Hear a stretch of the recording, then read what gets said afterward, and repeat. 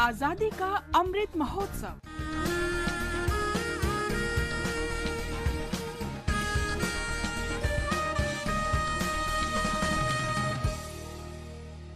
आजादी का सफर आकाशवाणी के संग।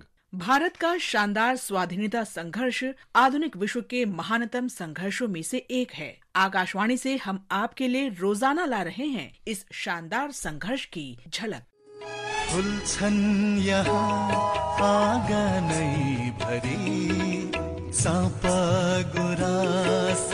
सुना खरी। 16 मई को सिक्किम दिवस मनाया जाता है। 1975 में इसी दिन सिक्किम भारत का अंग बना था। 17वीं सदी के दौरान सिक्किम चोग्याल साम्राज्य के अधीन था, लेकिन 1890 तक वो ब्रिटिश शासन के तहत संरक्षित राज्य बन गया, जिसे चीन और ब्रिटिश भारत के बीच बफर राज्य के रूप में उपयोग किया जाता था। 1947 में सिक्किम एक तरह से भारत का अंग बना। इसकी विदेश नीति, सुरक्षा और संचार भारत के अधिकार में आ गए, लेकिन इसके साथ ही वो स्वतंत्र राज्य बना रहा।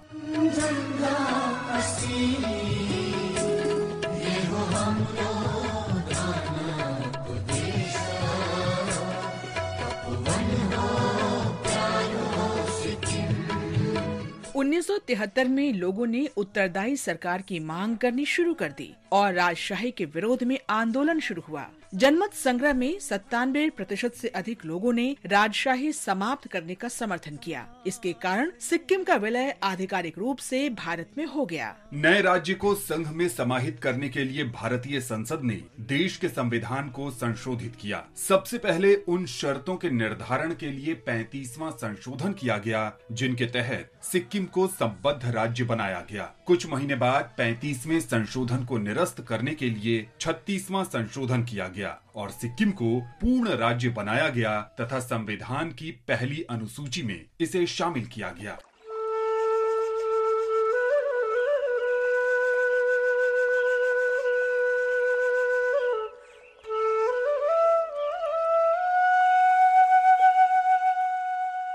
आज हम स्वाधीनता सेनानी भीमबोर देवरी का भी स्मरण कर रहे हैं। उनका जन्म 16 मई 1903 को हुआ था। भीमबोर देवरी ने असम के सभी समुदायों को एकजुट करके राज्य के सामाजिक, आर्थिक, शैक्षिक विकास के लिए संघर्ष किया। उन्होंने असम के भारत में एकीकरण के लिए लड़ाई लड़ी और सफल हुए।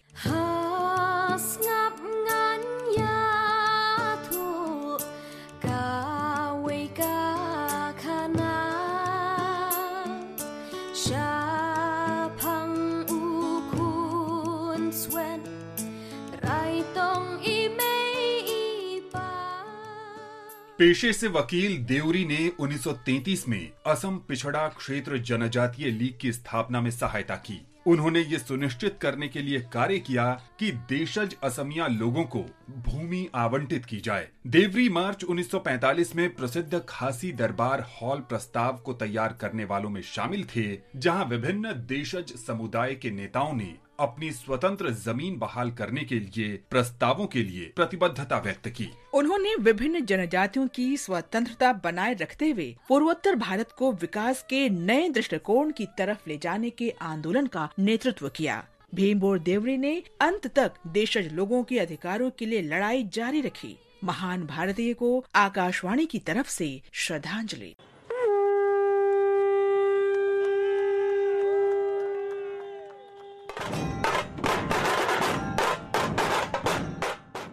हम आज राष्ट्रवादी रघुनाथ मुधोलकर को भी स्मरण कर रहे हैं। उनका जन्म 16 मई 1857 को महाराष्ट्र के खानदेश में हुआ था। उदारवादी नेता मुधोलकर 1912 में इंडियन नेशनल कांग्रेस के बांकीपुर अधिवेशन के अध्यक्ष थे। वे महिला शिक्षा, विधवा पुनर्विवाह और अस्पृश्यता दूर करने जैसे सामाजिक सुधारों के पक्षधर थे।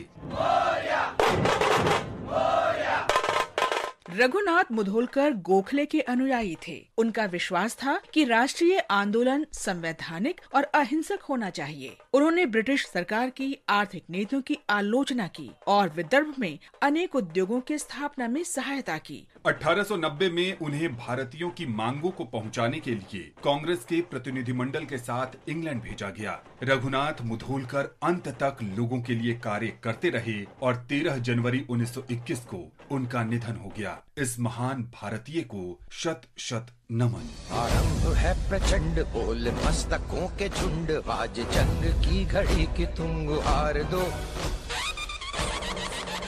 आज हम स्वतंत्रता सेनानी साहू का भी स्मरण कर रहे हैं। उन्होंने 1857 के प्रथम स्वतंत्रता संग्राम में हिस्सा लिया था। मुठभेड़ के दौरान कंपनी सेना ने साहू को गिरफ्तार कर लिया। 16 मई 1859 को कैद के दौरान अंडमान द्वीप में उनका निधन हो गया। वीर साहू को नमन। आज बस इतना ही। आजादी का सफर आकाशवाणी के संग कल फिर मिलेंगे नई कड़ी के साथ।